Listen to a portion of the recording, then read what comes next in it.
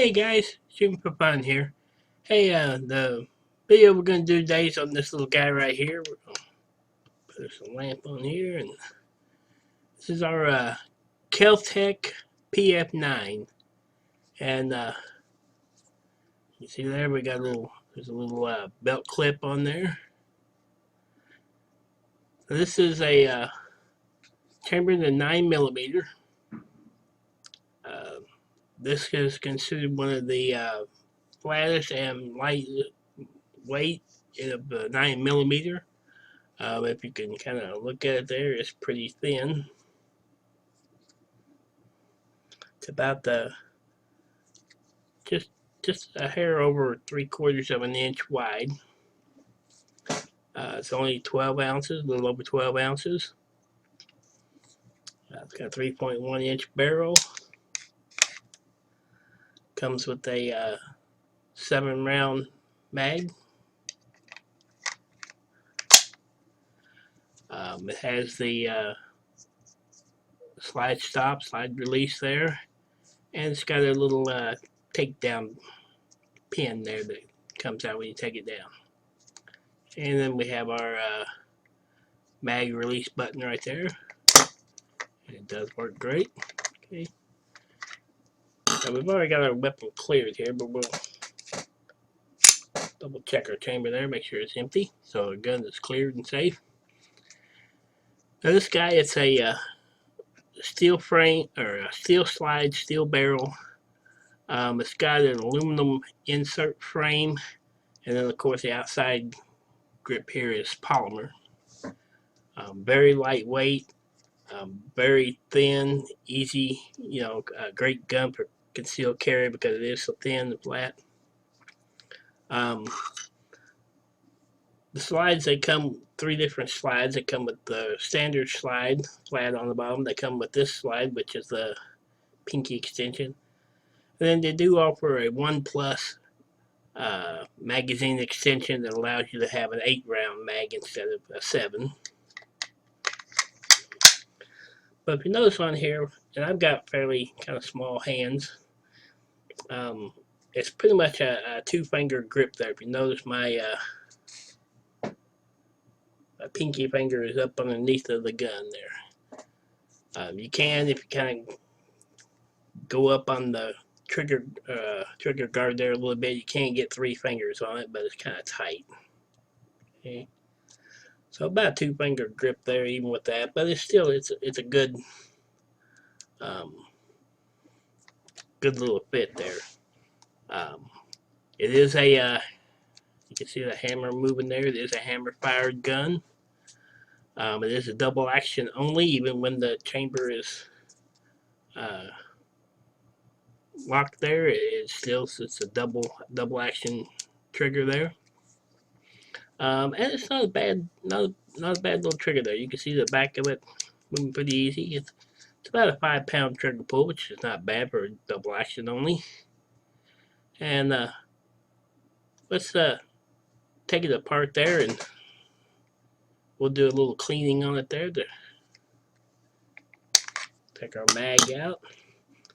And what you have to do is you have to slide and lock the slide back. Okay, so we lock our slide back. Now it does come with a polymer guide rod. We are going to change that out. We're going to make that a stainless steel guide rod, which I like those better, just for the durability of the gun. Now what you have to do is you have to take something and stick it in this little piece right here. Now a lot of people use a spent shell. You can use a little small flat tip screwdriver. What I'm going to do is just use a little pair of tweezers here. I just stick it in there, and you just kind of see it there. It just kind of pops it out there, and then that'll just pull out of the gun like that. Then you can release your slide, and your slide will just come right off there. Okay. So here we have our slide assembly and our frame. And you can see in here inside this polymer there is a aluminum frame insert. The slide is aluminum. Okay. Now we take our recoil spring out. Now this is a dual spring here. It has two springs in it. One's a little bit bigger of a spring. We can see that. And then the other one is a little bit smaller of a spring. And they just fit inside each other like that. Then here's our polymer guide rod. Okay. We'll set that aside. And then we just take our barrel, slide it a little bit, raise it up, and it comes right out. Now this is kind of similar to the Taurus G2 series there, 111 G2. It does have the little flared barrel there. And you can see this is where our, right here in this area right here, we can see that. That's where our pin goes in. Okay. So there's a nice steel barrel. Does have a nice smooth feed ramp there. And then here we have our slide assembly with our firing pin there. Okay. Here's our extractor. So what I like to do is I'm just going to put a little bit of the Remington rim oil. And the reason why I like this oil is it does have a silicone base to it. So even once it's dried, it still gives you that little silicone coating there, so it still adds some lubrication. And then what we're going to do is we're going to run our little bore snake here through it. And I usually like to run it through a couple times there just to make sure we get her good and clean. There we go. Alright, so now we can go through. I don't know if you can kind of see down the barrel there, but it's a nice clean barrel, a nice clean bore. Okay. And then what I like to do is I'll take a little Q-tip.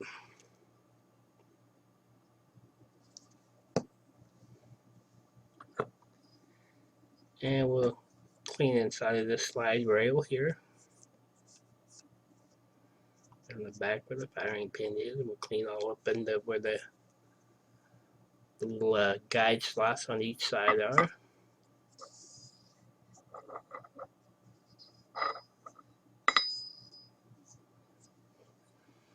Do the face of the piece there where the firing pin is and our extractor. I'll do a little bit in our barrel here and our feed ramp a little bit. And usually I'll take the guide rod and just put a little light coating on the guide rod itself. There we go. And just a little bit on our takedown pin there. And what I do is on each slide here, just on the side part of the slide, top part of the slide there, hammer the extractor there, and just a little bit on the inside, just a little bit all over on the inside there to give a nice little coating. Now here in the back here, there is a piece here, and this is where your hammer spring catch is.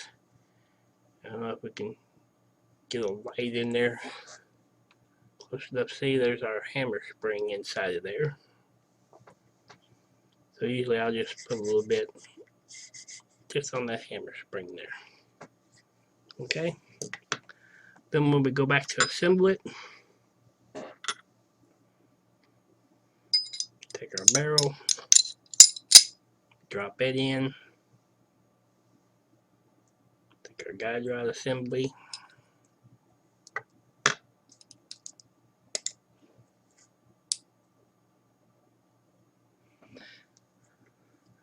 and then we'll slide it back onto our rail here.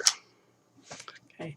Now there is a little trick to getting this back together, and it's kind of a little tricky part here, so you may have a hard time there getting it to show you if I do it both. But as you push this slide back, you can see the barrel drops a little bit. You have to push that barrel down. See how it went down? I don't know if you can see that on the camera or not. But that barrel will go down a little bit. So what you have to do is you have to push the slide down, let that barrel go down,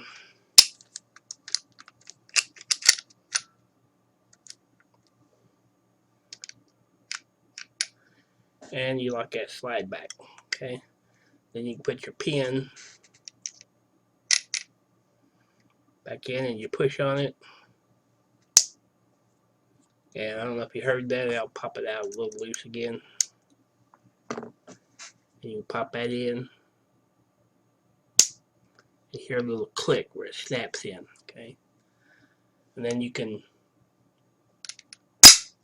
release your slide and you're good to go again. Okay. Then you put your bag back in. And you're good to go. Alright, now that's our little Kel Tec PF9. I guess that's for, I thought maybe polymer frame or something like that or whatever. The predecessor to this guy was the P11. And the P11 was in existence for about 1995, 96 to about 2019. And this guy came out around 2006 and is still currently being produced today. Okay, now they make different colors to it. You can get it in the tan or the OD green, what they call the desert tan or the OD green color. So they make some different ones of these. They're made in, I don't know if I can say this right, Cocoa, Florida, COA. So it is made in the USA. It's lightweight, thin, very reliable. Just a great shooting little gun there. You can rack it, and you can see it does have a not a bad trigger, not a bad trigger at all for a double action. Polymer grip there. It does have a you can see the squared texture of the grip there. It does give a pretty good grip. It's got some little striations on the front there and some on the back.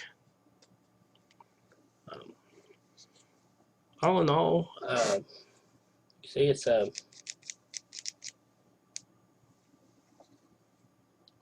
nice looking little gun there, and good shooting gun, good reliable gun. It's made well, and these guys are fairly cheap. I think new, this one's probably around $330, something like that, new. But you know, a good affordable concealed carry weapon there. Alright guys, this is our Kel Tec PF9. I'm shooting for fun, and thanks for watching.